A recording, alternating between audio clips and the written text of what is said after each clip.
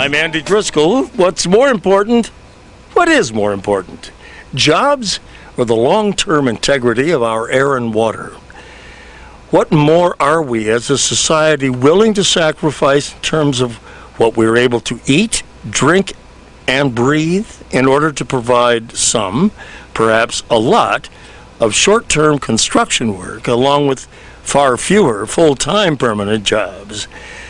Well, these are about a few questions that require some deep and introspective thinking and evaluating by millions of people who surely want clean air and water and unadulterated food, but who have, through no fault of their own, found themselves unemployed, limited in their training and education to the work they did before, and eager to earn a living for themselves and their families.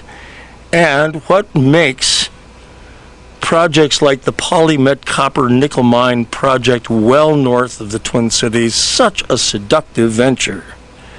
The mine would be dug smack in the middle of the Superior National Forest in what is called the Duluth Complex, a relatively untapped lode of these metals, and in the Fond du Lac Indian Reservation, but the effects of chemicals unleashed, or liberated as they say, from the rock would be, according to all data, turn pristine lakes into acidic wastewaters.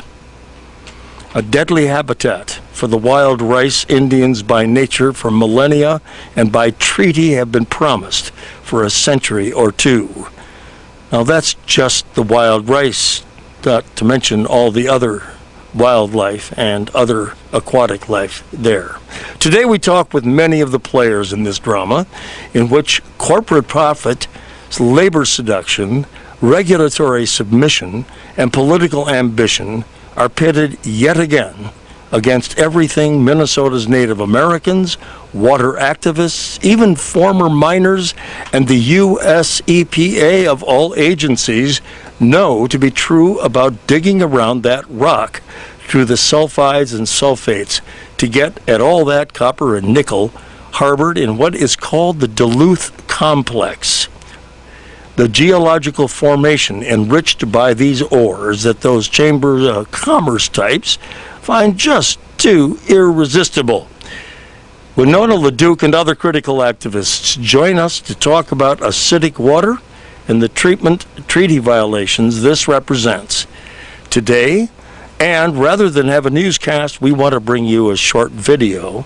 This video will be is one that has been put together by our camera guy, Mr. Craig Stelmacher. Craig is on camera over here, and by the way, we are live on livestream.com /TruthToTellMen.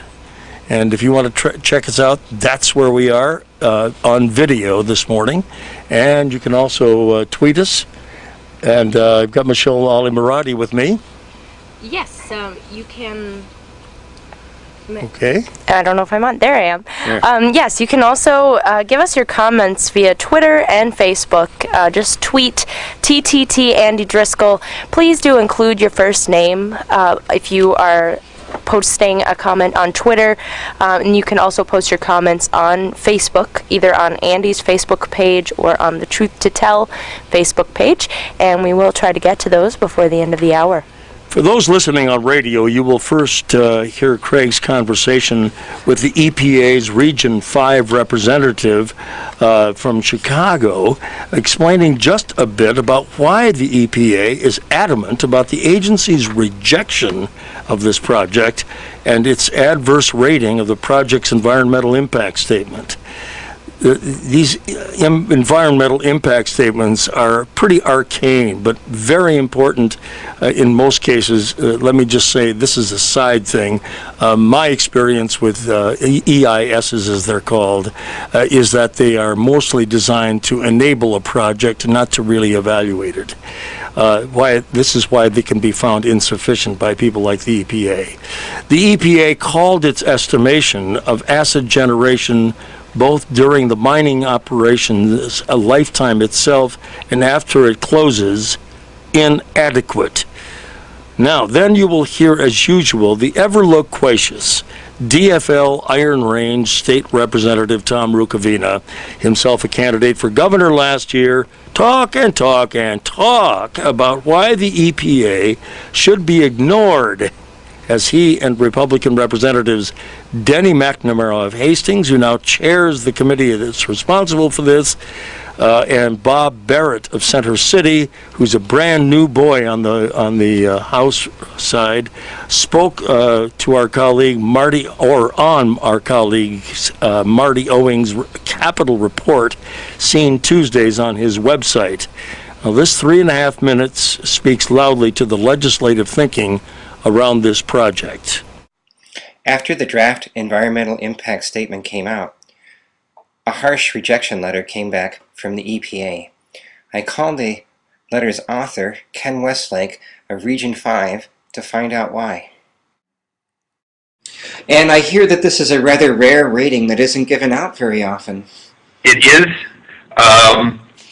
Certainly the first time a Region 5 project has received this rating in my 9+ years in my current position. And I think we've only done 7 adverse ratings in Region 5 total since our national database was created in 1987. Okay, here's the deal, Marty, on that. First of all, the Army Corps of Engineers was the lead federal agency, and the Polymet folks did exactly what the Army Corps of Engineers asked them to do. The EPA was never involved in any of the requirements that Polymet, the company, was told to do by both the DNR, who's the permitting agency, and the lead agency in Minnesota, and the Army Corps of Engineers. And then all of a sudden they get to Chicago, where this quote must have come from, and the EPA jumps in. Their problem was the DNR and the Army Corps of Engineers told Polymet to give us a couple of paths we can follow. Yeah. So their environmental impact, their permitting request had 3 or 4 different paths that you could go down to solve some of the problems that need to be addressed with copper nickel mining. Sure. And they did exactly what the Army Corps of Engineers told them to do. So my understanding is that guy from the EPA got his rear end chewed after that. But, but there's lawsuits flying in this whole thing too. Well, there's lawsuits about everything. Marty, I'll tell you what.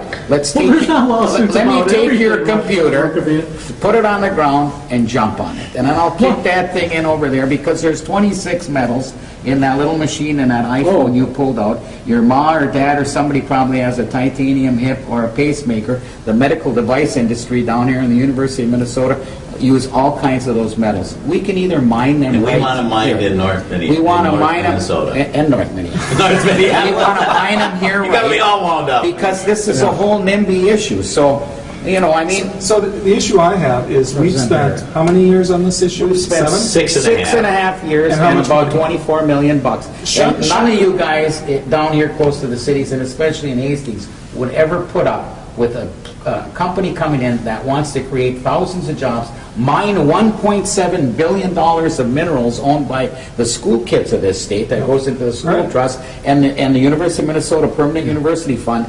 None of you would put up what we have to put up. My only point is we've spent all that time and all that money. We are a great nation. Couldn't we have solved the problem with that much money and that much time? I think logically we should be able to do we're all on the same page here, and Representative Rukavina, Representative Barrett, and I are going to work together to get this project moving.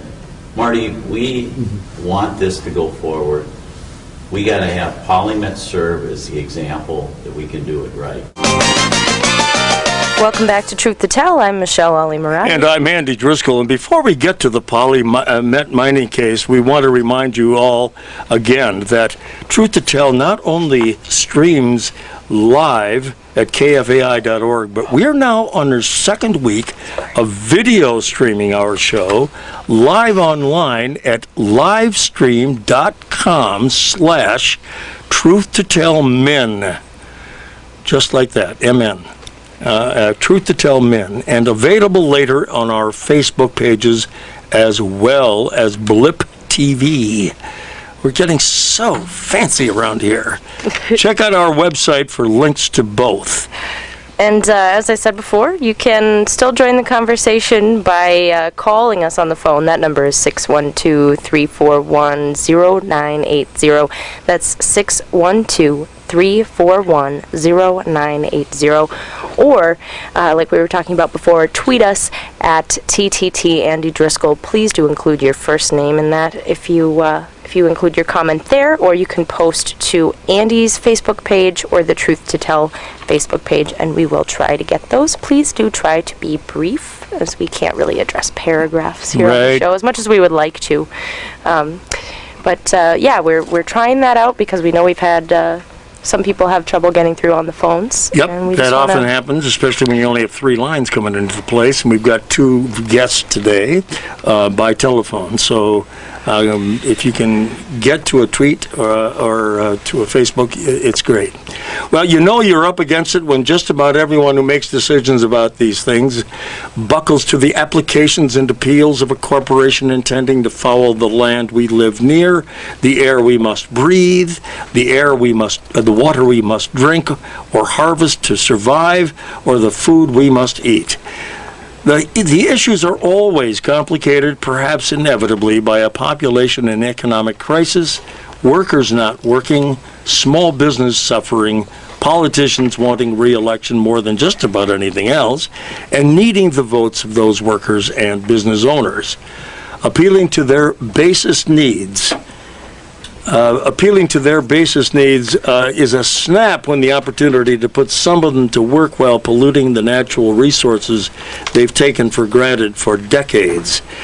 That the lakes will turn to sulfuric acid once the sulfides are liberated is either disputed or ignored by those whose financial interests lie in exploiting the copper and nickel lodes. The 6-year quest by Polymet Mining to open up a copper and nickel mine in northern Minnesota came along at precisely the right moment for most of our unemployed and hurting residents in the area around Babbitt, Minnesota, and the Fond du Lac Indian Reservation. 2008, 2009, and last year were the leanest for the Iron Range since the Great Steel Strike of the mid-1950s, and before that, the Great Depression. Other mines already operate around that general area, which includes a large chunk of the Superior National Forest, which is by very name, the Superior National Forest would indicate some preservation of species like animals and wild rice. Moreover, American Indians have relied on the sacred wild rice crop in several of the waters up there, both for their spiritual as well as their economic sustenance. Thanks to our old friend Peter Erlander, a constitutional law professor at William Mitchell College of Law in St. Paul and a global specialist in indigenous rights, we can see the language ratified in the Fond du Lac Treaty of 1826, which, although referring to the Anishinaabe as Chippewa, acknowledges that the Fond du Lac tribe of Lake Superior remains the title holder of record with complete jurisdiction over those lands, and that while the government may negotiate the extraction of metals and such, the tribes can say no if it will affect the tribe's ability to hunt, fish, and gather, including the adulteration of the habitat of their prey. In fact, all of northern Minnesota was eventually covered by these treaties and are written to affect Indians and non-Indians alike. So, along with the overall quality and regulation issues, how can the state legislature or anyone else get away with jeopardizing those basic survival resources to extract metals that could easily ruin it for all future generations? Well, they're certainly trying.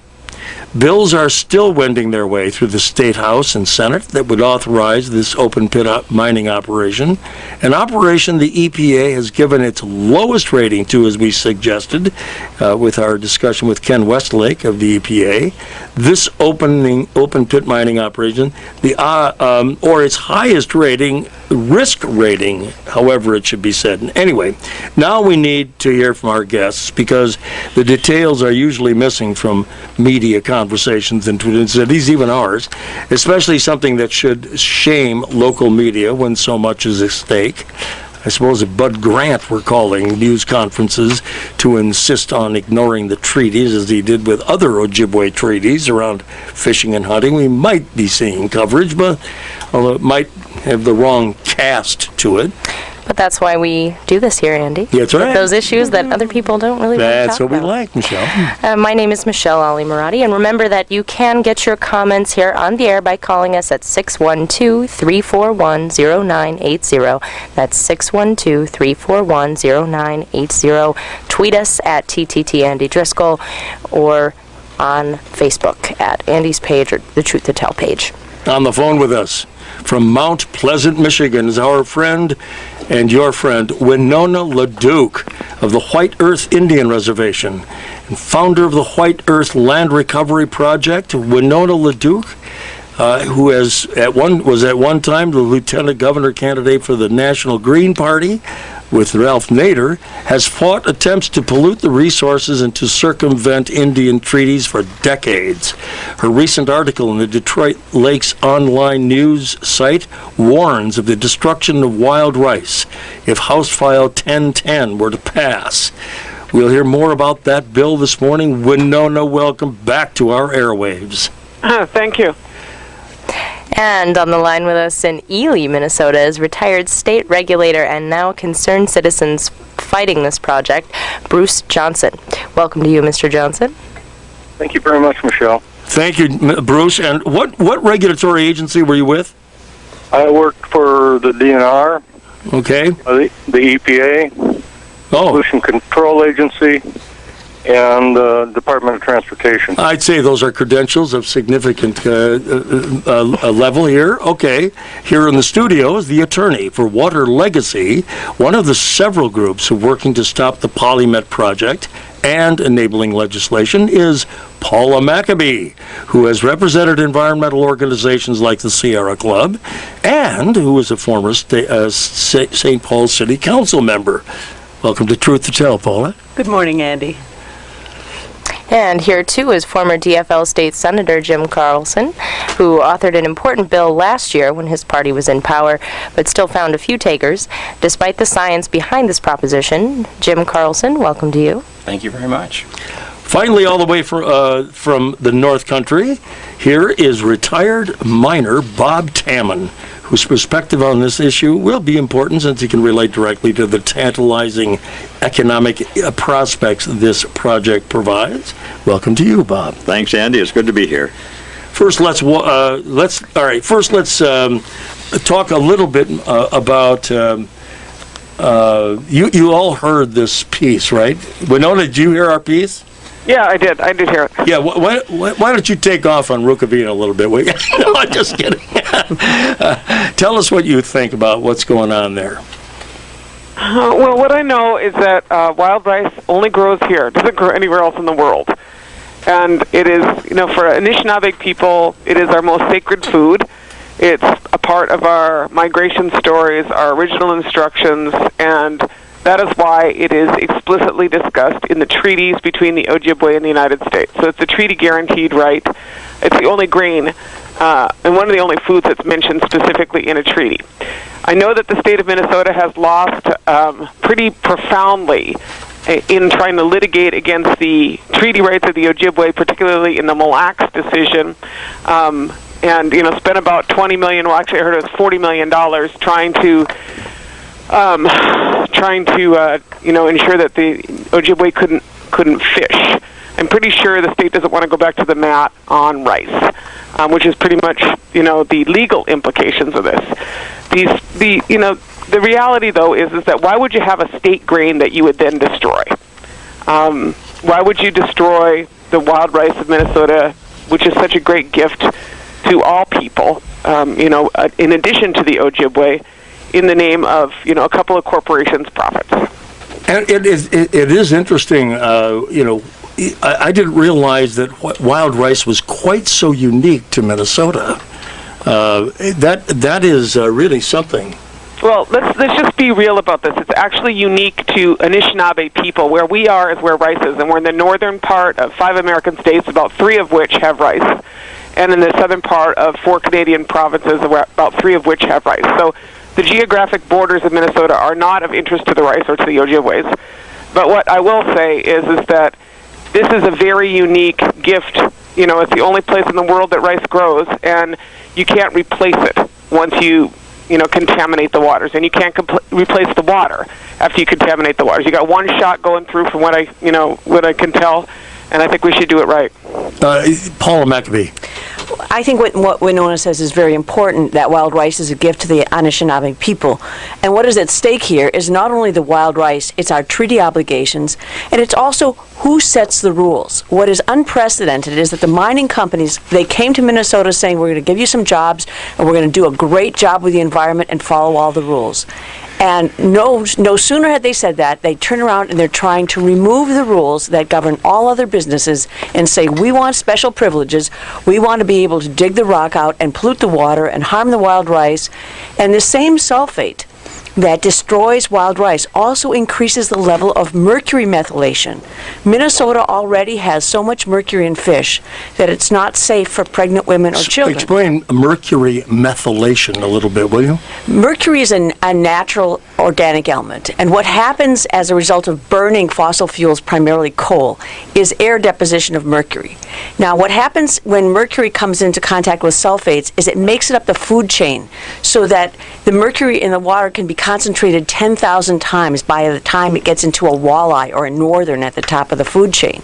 And what putting extra sulfates in the water does, in addition to devastating the wild rice, is it increases the degree to which mercury can contaminate our fish. Some of the research suggests it's even as high as twice as much mercury in the fish. So by trying to violate the standards or change them to suit their interests, the mining companies are putting wild rice at risk. They're putting contaminated mercury in fish at risk, and so they're putting human health at risk too. How much of the lakes and waters would be affected up there? Well, let's just start with the Polymet Project, and then I'll let Bob talk about the scope of mining. The Polymet Project drains into wetlands for the Barrett and Partridge rivers, and those rivers go down through the St. Louis River, which is the largest river draining into Lake Superior. Yes, I know. Yeah, that's right. And so it goes through the Fond du Lac Reservation, the St. Louis River, and also at the bottom of the St. Louis River is an estuary, which is basically where fish are spawned for all of Lake Superior. So this is a critical national resource. It's a critical resource for clean water. It's a critical resource for fishermen. And when we talk about jobs, we have to think about all the jobs in Minnesota that are based on having fish, angling, tourism, harvesting of wild rice. So it's not just mining issues or construction jobs. Well, and how many estimated jobs would this mine be putting in place if it were? Bob Tammen? Well, permanent jobs, it's less than 400. So when you look at the fact that the population of St. Louis County, we tend to run about 100,000 jobs. This is less than 1/2%. It's just a blip. And when you think of the damage it's going to do to the northern Minnesota, I don't believe it's worth the price, because the Macabee Iron Range is roughly 100 miles long, stretching from Grand Rapids up to near Ely. Mm-hmm. So we have 100 miles of mining, and Paula mentioned we have some damage from those mines leaking into our existing waters. We have a dead zone in the St. Louis River that's over 100 miles long. The wild rice is gone. So I think that 100 miles of the Macabee Iron Range and the 100-mile dead zone in the St. Louis River are connected. There's a connection there. We should be dealing with that and cleaning up that existing mess before we start licensing sulfide mining.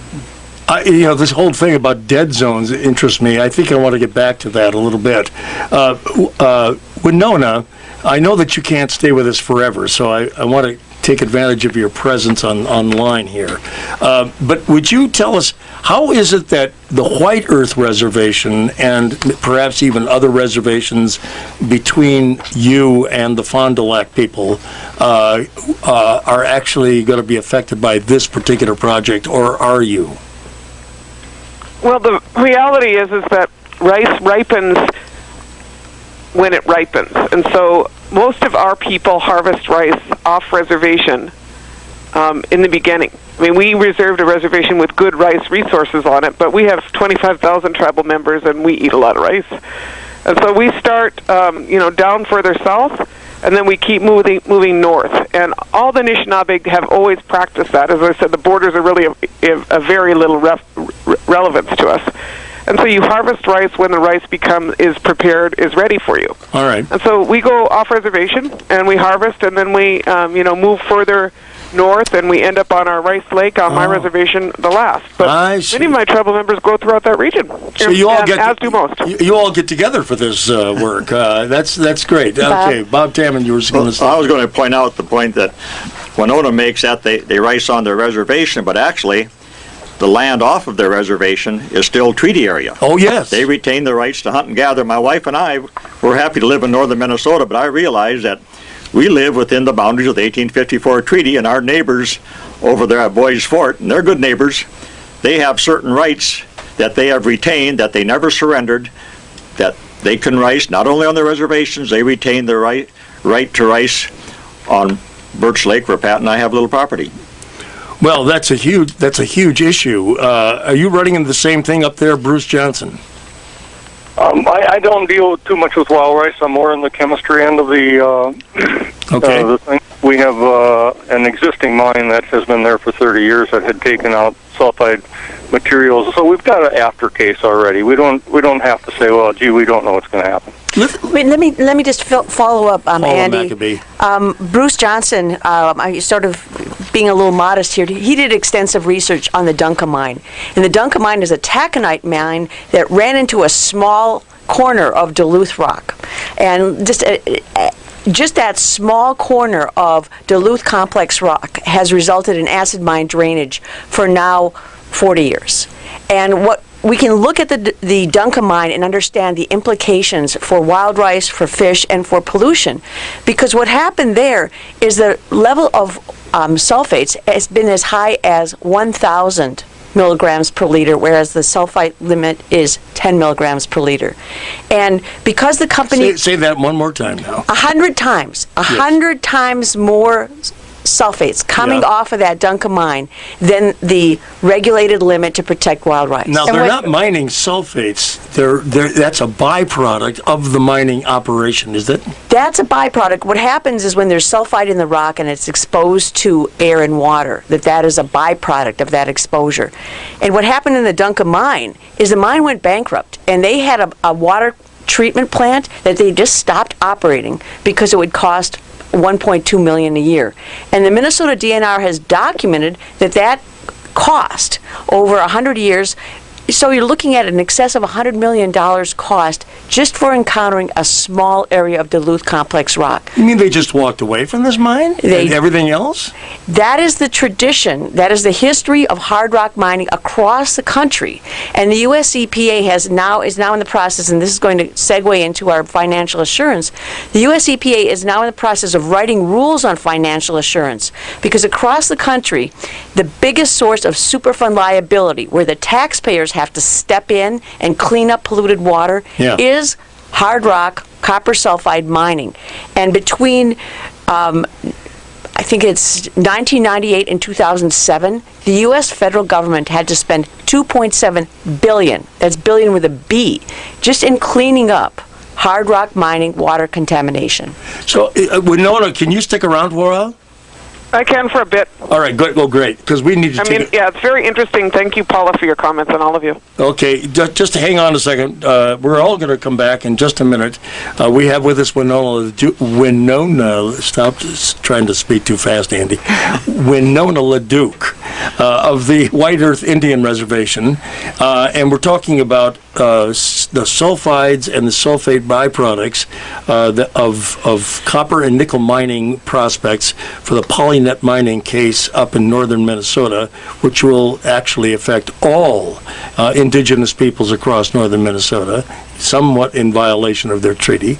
We also have with us retired miner Bob Tammen, who has his finger on the mining operations up there. Bruce Johnson's from Ely. He's on the phone with us, and he's a former regulator from every agency that ever regulated anything in the state.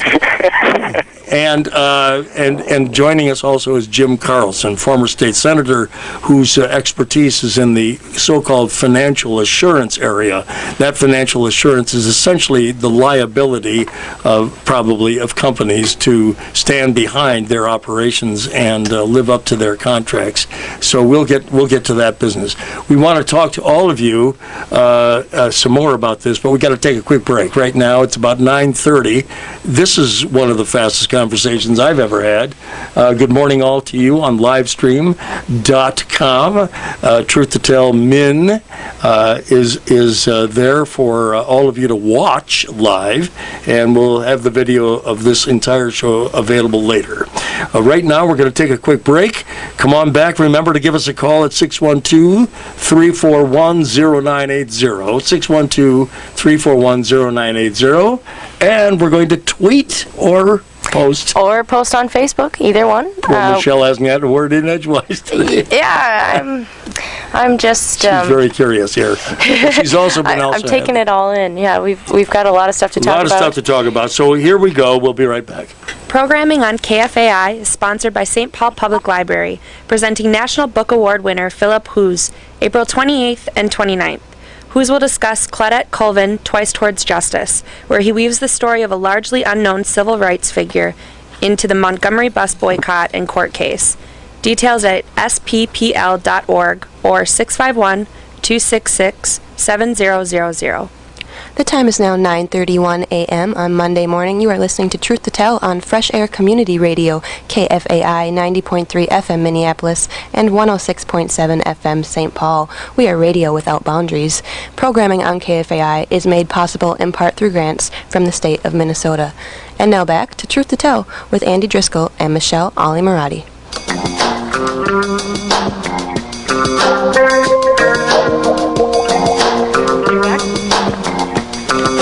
We're back on Truth to Tell. I'm Michele Alimoradi. And I'm Andy Driscoll, and we're talking about the Polymet copper and nickel mining operation that is proposed for up north in the Iron Range, harvesting metals out of what is called the Duluth Complex, which is sort of a crescent-shaped lode of minerals that sort of curve around Duluth and up deeper into the Iron Range in St. Louis County, if I recall correctly. So we're trying to make this as clear as we can for you. This has been 6.5 years in the making. The politicians are heavily behind this thing because of the jobs it'll create and the votes it'll get. And, of course, the Polymet would like to have the profits from all this operation. But there's a history of mining and its effects on the natural resources of this state, and not the least of which is wild rice, the wild rice crop among the Anishinaabe people. By the way, Anishinaabe is a wonderful name, isn't it? That means it's the Ojibwe people, sometimes known as Chippewa in the old treaty language. We don't say Chippewa much anymore. There's Chippewa Falls, Wisconsin, but that doesn't change. That won't change. But it's Ojibwe and Anishinaabe people. Okay? All right. On the phone with us is Winona LaDuke, and she's talking from Michigan, and she can stay for a few more minutes. But Winona, you had really a fine article. Had a little sort of a sarcastic twist to it. I thought it was very humorous that you had in the Detroit Lakes Online thing. Talk a little bit about more what you're concerned about up there. Well, I mean, first of all, I just want to kind of backtrack. I mean, not all things have a price tag. That's what I want to say. I don't know what the price tag is for the water of Minnesota. I don't know what the price tag is for fish, their quality of life, their right to be a fish without being contaminated. As the commercial says, it's priceless? Right. That's pretty much what I would say. And I don't know what the price tag is for our rice. I'm pretty sure that you can't compare all things, like, Polymet's profits or the mining company's profits. Essentially, what I know is that not just Ojibwe people, but many people rely on rice to feed our families and to, for our spiritual purposes. But my community is really low income. But that doesn't mean that we aren't wealthy. What we are wealthy with is who we are as Anishinaabe people, and we are wealthy with rice. This, loophole that you can basically drive the mining companies through and destroy all the water in Minnesota is not right. There is nobody who has the right to deny our people the right to feed ourselves, which is basically what this proposal does. 400 jobs. How long are those going to last? As opposed to time immemorial when you have rice. Yep. Those kind of questions are really quality of life questions for Minnesota. And the reality is that that 40-year standard is only being challenged for the benefit of some mining companies. The reality is that we live in a society. I don't want me to get too big on this, but we live in a country which consumes way too much resources and is highly inefficient. And so long as we continue this proposal where new jobs and new economics are predicated on more destruction of our natural world and more destruction and compromising of every future generation, we have no hope of having any durable economic and secure base. And this is just really entirely the wrong way. We have the potential to clean up the 100-mile dead zone. We have the potential to restore our waters so that we can fish out of them and they're not contaminated with mercury. We have the potential to create a green economy based on wind and solar rather than a reboot of nuclear power. And we have the potential to protect the wealth of Minnesota and the wealth of the Anishinaabe, the wealth of this land, which is wild rice. And I'd like to talk a little bit. I don't know how much longer you're going to be with us, Winona, but I'd like to talk a little bit about the policies that are in place currently that are just not being enforced. And I think we want to hear probably from Bruce about that, and then from Jim Carlson about... Winona, you've been fighting these for a long time. Obviously, some of them have been losing battles. Yeah, well, so far we have no genetically engineered wild rice, so you got to give us credit for that one. I mean, I just think that the words wild rice should not be associated with the words genetically engineered. Not. It's like some place you just should say no, and this is another place you should just say no. I mean, you've got standards that were fought for, not only by the Ojibwe but by the enlightened people of Minnesota to keep the sulfide, to keep the water from getting contaminated. The whole proposal of changing that. After $20 million of investments and the most, dire report from the EPA, just for the benefit of mining companies, is baffling to me. And the fact that it could get through this far in the legislature and now require, I'm not actually sure, Paula should tell us where it's at, but, I'm hoping that we aren't to where Dayton just has to veto it, but he has to veto it. There's no way that this regulation should go through and that they should be able to continue their proposal. Wow. There's Paula Maccabee. So much there to comment on. First, I think we need to make sure that people understand that in addition to destroying wild rice, contaminating fish, and contaminating water, the mining proposals are also a very serious threat in terms of global climate change. The Polymet mine proposes to impair or destroy more than 1,500 acres of wetlands. And this is by far the largest wetland destruction that the St. Paul office of the United States Army Corps of Engineers has ever even looked at. I don't understand why the Army Corps has been assigned this whole business of regulating a mine construction. I don't understand that. Here's the process is, and this is legally it's sort of complicated, but the Army Corps of Engineers, their job is to see whether someone can fill in wetlands, and that responsibility came from their duty to make sure that waters remain navigable. What we have argued as water legacy is that in addition to the Army Corps of Engineers, there are certain procedures under the Clean Water Act that would give the United States EPA, the Minnesota Pollution Control Agency, and tribes that have waters affected, such as the Fond du Lac Band of the Anishinaabe, they would have jurisdiction also over whether this wetland jurisdiction. And Rukavina claims that he sort of dismisses all of that. Well, I think he's wrong. And I've done a lot of research, and the Army Corps of Engineers has acknowledged that they're going to reissue a notice.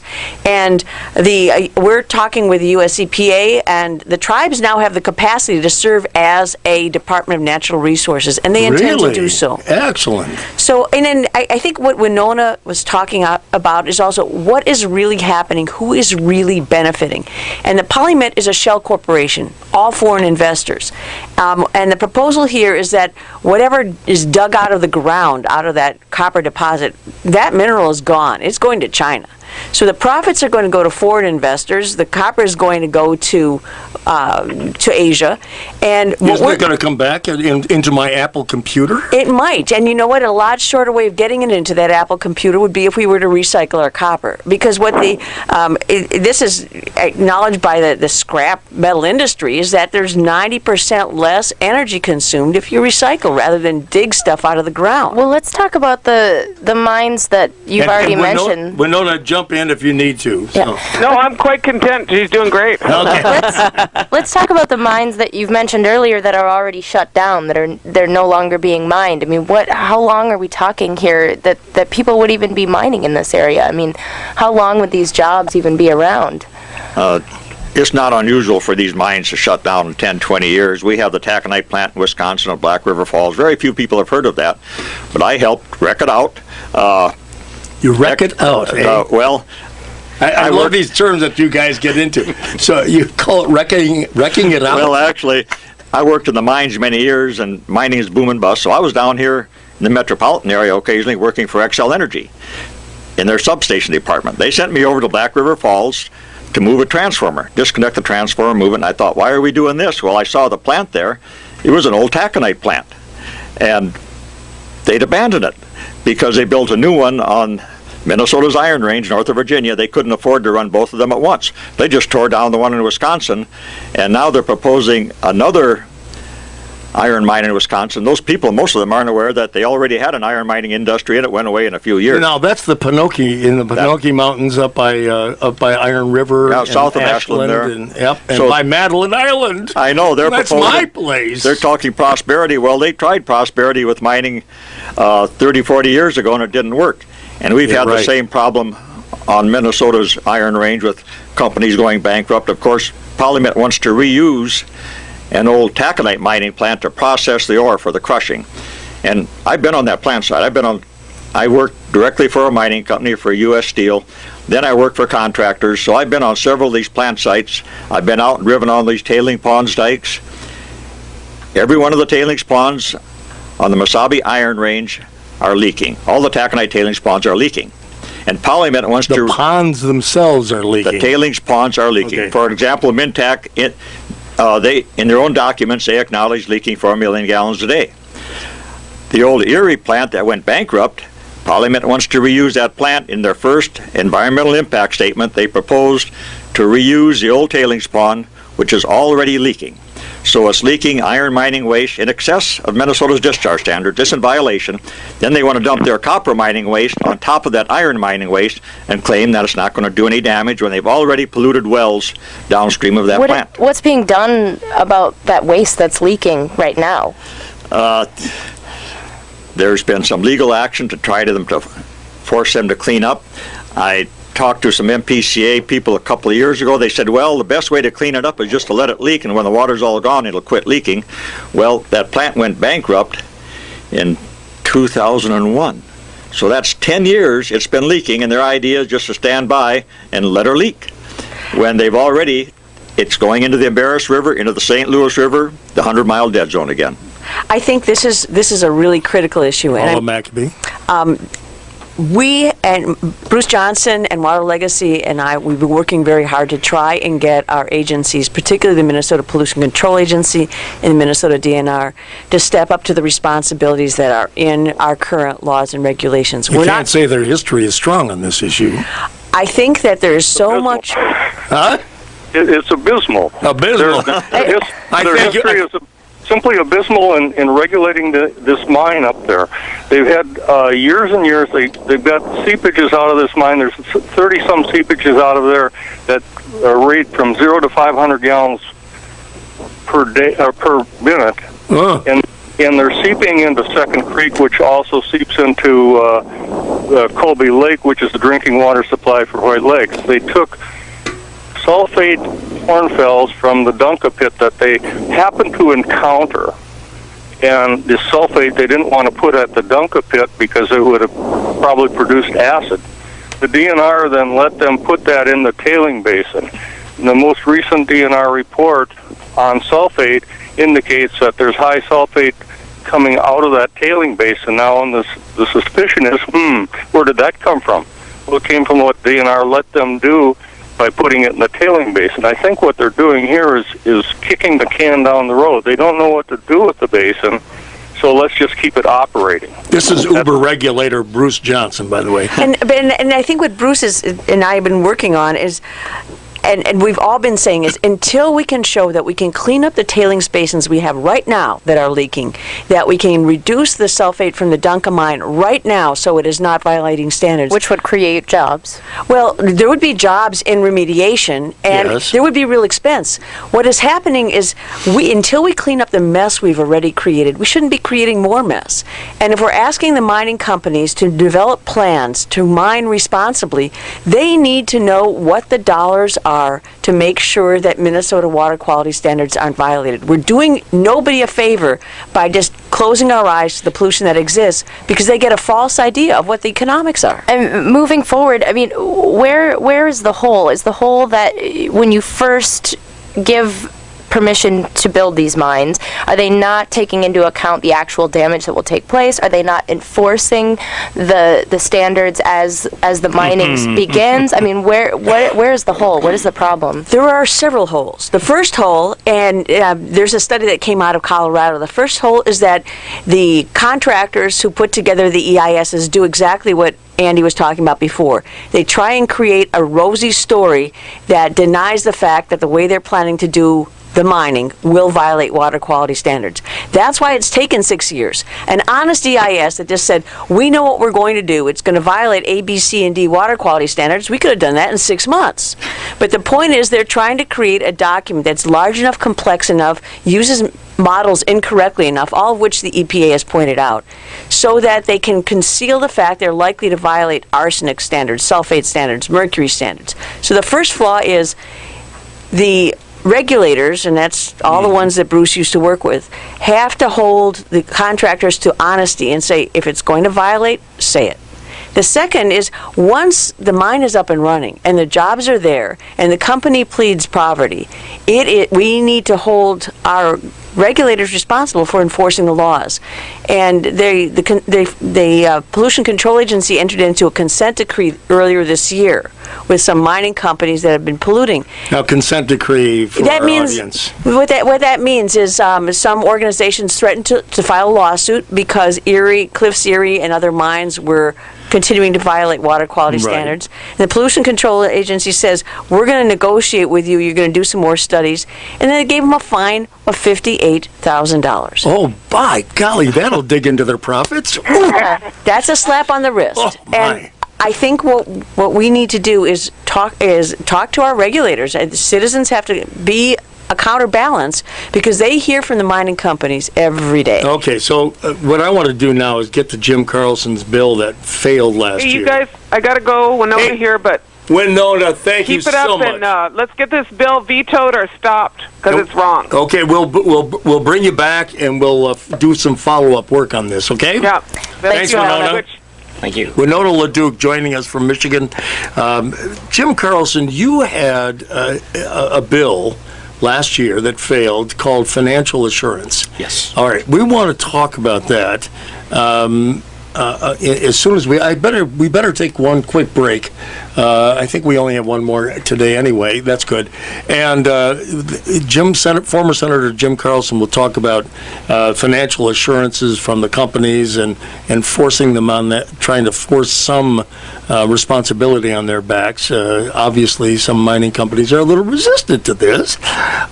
Attorney Paula Maccabee, who represents Water Legacy and several other environmental groups, former retired miner. He'll be back back to work any day now. Bob Tammen, who lives up in the North Country and used to work for the mining industry. Bruce Johnson, a regulator from the EPA, the MPCA, the DNR. My gosh, he's great. And he's still on the line with us from Ely. So, if you have any questions or comments, please give us a call at 612-341-0980. We'd love to hear from you. You can also tweet us at TTT Andy Driscoll or post your comments to Facebook at Andy Driscoll's page or the TTT We'll be right page. back. Programming on KFAI is sponsored by the Friends of the St. Paul Public Library, presenting the 13th annual Untold Stories Labor History Series through May. The documentary Philosopher Kings, featuring the stories of custodians at prestigious colleges and universities, will be screened May 4th. A complete list of events is available at thefriends.org. Programming on KFAI is sponsored by St. Paul Public Library, presenting Greening, How to Get Around, Saturday, April 30th at Hamlin Midway Library. Learn practical strategies for introducing more biking, walking, and busing into your daily trips. Hosted by St. Paul Public Library, St. Paul's original reuse center. Details at sppl.org or at 651-266-7000.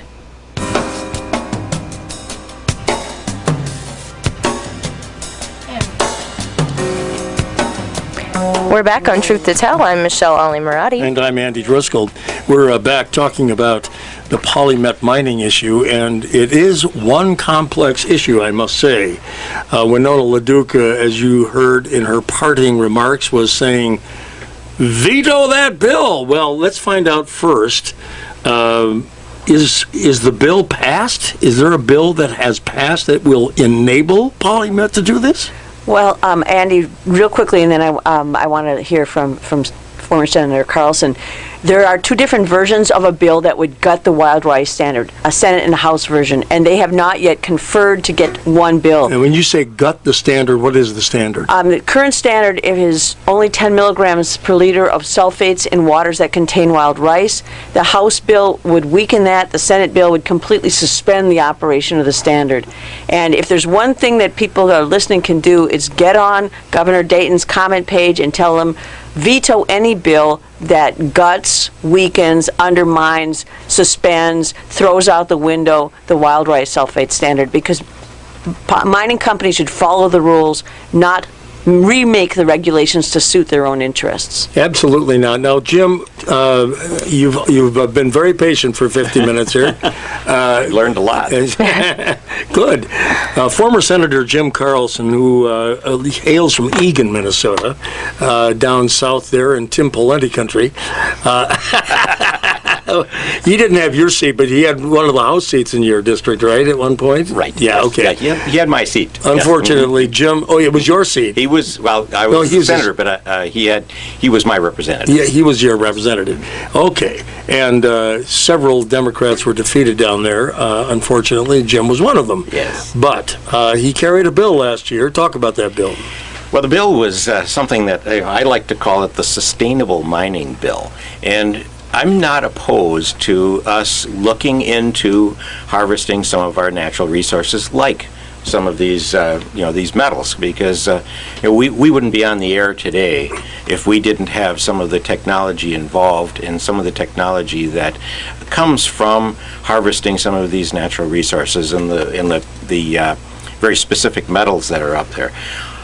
But having said that, we can't be crazy about it. We have to. This particular type of mining is, well, it's the acid production. I don't really like to use too many mind games, but this is kind of like a tsunami in slow motion. Okay. Because you're really talking about something that could have some very, very slow and long-term damage to the environment.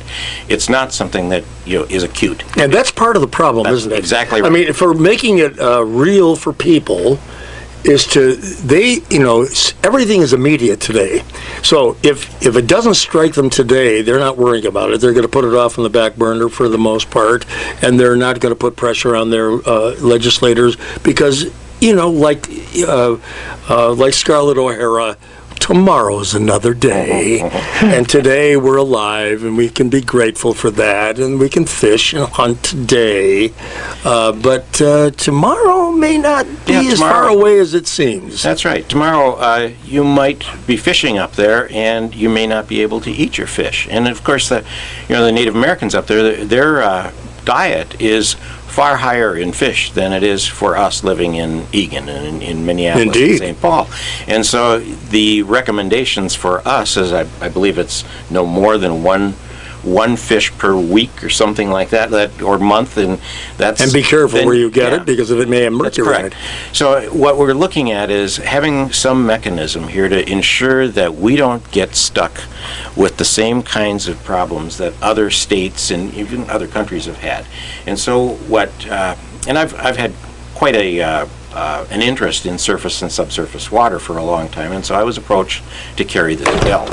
And the bill, it did generally four things. It didn't stop this mine.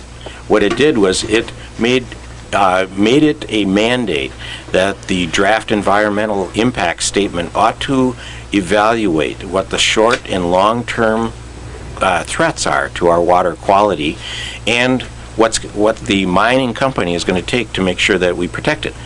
The second thing is to come up with a financial cost to mitigate the immediate damage, and also put something in place for perpetual damage, so that when a mining company shuts down, when the veins dry up, anything like that, and like Bob said, this is a boom and bust. If somebody walks away from it, that there will be something in place to perpetually take care of the problems that are going to be coming from like the rivers, right, Bob? That's true. And you know what? While I'm speaking, I'd like to express my personal appreciation of Jim Carlson for stepping out in front of this, and I think probably my service in Vietnam colored my whole life since then in a way, and I remember what it was like in the early stages of that war to be against the war. It took a tremendous amount of courage to stand alone. And Senator Carlson stepped out front. He was there for us. I appreciate that. Now, Bruce Johnson, we got to get your licks in here a little bit, and because you've been around this thing. Why doesn't the EPA's regulatory function really supersede almost anything else? Well, ultimately it will, but the problem is that these are what they call minor discharges, and they're less than 1 million gallons a day. So really?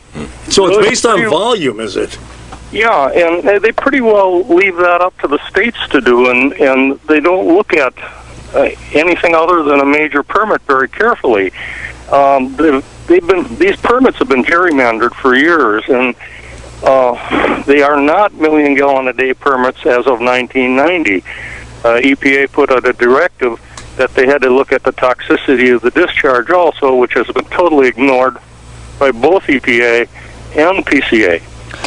So if you'd start looking at these discharges, you'd find that at the Duncan mine, you'd have a major discharge, and EPA should be scrutinizing that discharge where they aren't. Well, they've already given a bad rating to this one. Go ahead, Paula. I think, Andy, what you're saying is real hopeful, because Bruce is right. In the past, with the Duncan mine and some of the other taconite mines, the level of scrutiny has not been that high. But with the Polymet mine, it hasn't only been the EPA, but the citizens who provided the scrutiny. A lot of times, a project goes through and no one comments. There were 3,700 comments on the Polymet mine by regular citizens, and we had one of our... It'd be nice to get them out to the planning commission meeting here. Well, we actually had a volunteer go and read them, and more than 80% were people who were opposed to the mine or expressing concerns about the environment. So I think Bruce is right. If we just leave this in the quiet recesses of the agency, like the Duncan mine, the result is no protection. If we as citizens and as active people are asking the EPA to look at our problems, if we are making comments, if we are participating, that is how Minnesota's resources will be protected in the future, as they haven't been in the past. Say, what are the chances of getting you all to come back next week? Are you available? Probably. All right. Bruce? Yes. All right. I'll tell you what, we've run out of time so quickly here. I think this thing deserves another hour. And I'd like to have you come back, and let's do another hour next week. Sounds good. Sounds good, thank you. All right? Yes. Okay. Yeah, we could. Andy planning on the fly. We have just beginning, this is planning on the fly, all right. But you know why? Because we're a community station, and we can do whatever we want. Well, and we're talking about I think we're talking about a fundamental change in the way we look at regulating these types of things. It doesn't seem to be about so much the size of the contract or even the amount of leakage. It's about where you put it and what the impact of the individual ecosystems will do. And we'll get back into the politics of it, of course, and why it's important that we hold people accountable, that we get to the bills, that we talk to the governor. Who knows? Maybe I can get the governor to talk. Maybe he will. We'll see. I want to thank you all for joining us for this obviously robust conversation. We're already out of time, so we're gonna say goodbye. But Bob Tammen, retired miner, Paula Maccabee, attorney for Water Legacy, and boy, are you loaded with information, Paula. And Bruce Johnson out there in Ely, give my love to Lake Burnside and the North Arm, will you? Oh, you betcha. Oh, good. And we'll see you next week. And Jim Carlson, you can be here? Thank good. you. All right. We'll see you all next week. We'll continue this conversation on polymet mining because it has ripple effect throughout the state. Thank you very much. Until then, I'm Michele Alimoradi. And I'm Andy Driscoll, and I want to thank my crew for joining us. See you next week, and do take care of each other.